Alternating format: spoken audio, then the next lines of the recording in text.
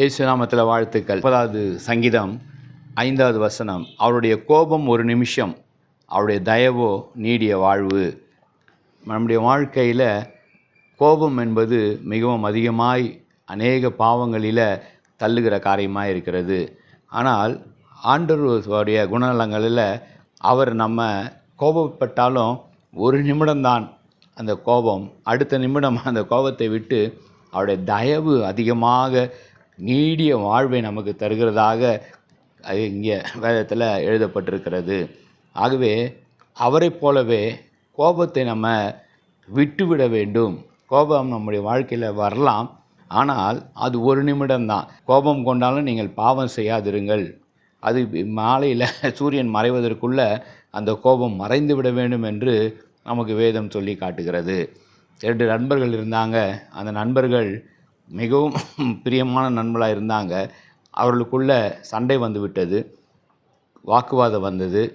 கோபம் அதிகமாகப்பட்டனால 2 நண்பர்களும் பேசாமல் பிரிந்து விட்டாங்க. பிரிந்தவர்கள் ஒருவருக்கு ஒரு விரோதமாய் காரியங்களை செய்ய ஆரம்பிச்சிட்டாங்க.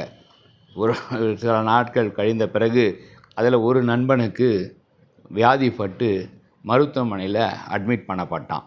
அட்மிட் பண்ணப்பட்ட உடனே மருத்துவர் சொன்னாங்க, உங்களுடைய வாழ்க்கை முடிய போகிறது, நீங்கள் யாரிடத்தெல்லாம் நீங்கள் என்னென்ன பேசணுமோ அதெல்லாம் பேசி விடுங்கள் என்று சொல்லும் பொழுது அவன் சொன்னான், என் நண்பனை அழைங்க, அவனிடத்தில் நான் என்ன கேட்டுக்கிறேன், மன்னிப்பு கேட்டுக்கிறேன், அவனிடத்தில் நான் அதிகமாக சண்டை போட்டு விட்டேன் என்று சொல்லி அவனை அழைத்தானாம். அவனும் வந்தான், 2 பேரும் சந்தித்தாங்க, 2 பேரும் சமாதானமானாங்க.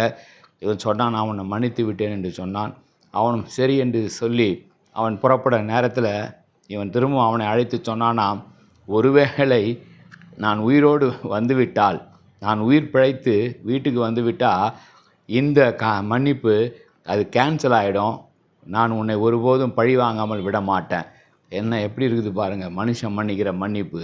மன்னிப்பாராம், மரித்து போவேன் என்று நினைத்தால் நான் மன்னிப்பேன், நான் மரிக்காமல் பிழைத்து வந்து விட்டால் உன்னை பழிவாங்காமல் விட மாட்டேன். இதுதான் மனிதனுடைய இயல்பு.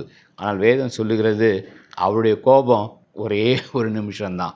ஒரு வேளை நீங்கள் செய்த தவறுகள், நீங்கள் ஆண்டவரை விட்டு தூரமாக போனனால அவர் ஒரு கோபப்பட்டாலும் அது ஒரே ஒரு நிமிடம்தான். நீங்கள் அவரை நோக்கி பார்த்து, தகப்பனே மன்னிச்சிருங்கன்னு ஒரு வார்த்தை சொன்னால் அடுத்த நிமிடமே அவருடைய தயவு, அது எப்படிப்பட்ட தயவாம், நீடிய வாழ்வு, நீடிய வாழ்வு, உங்களுக்கு நல்ல சந்தோஷத்தையும் சமாதானத்தையும் தருகிற நீடிய வாழ்வை அவர் தந்து உங்களை என்னையும் ஆசீர்வதிப்பார். ஆகவே கோபப்படாதிருங்கள், ஆண்டவரிடத்தில் கோபம் மூட்டாதிருங்கள்.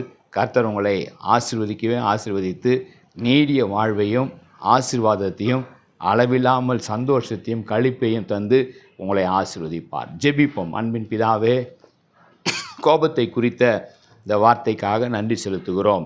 ஆண்டவரே, எங்களுடைய வாழ்க்கையில் நாங்கள் யாரிடத்திலும் அதிகமாய் கோபப்படாதபடி எங்கள் அன்போடு நடக்க எங்களுக்கு இன்றைக்கு கற்றுத்தந்திருக்கிறீர்.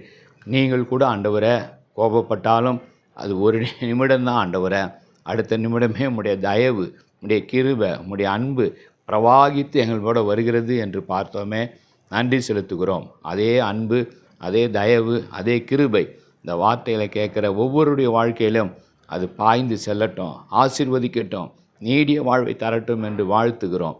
இயேசுவின் நல்ல பிதாவே, ஆமேன். God bless you.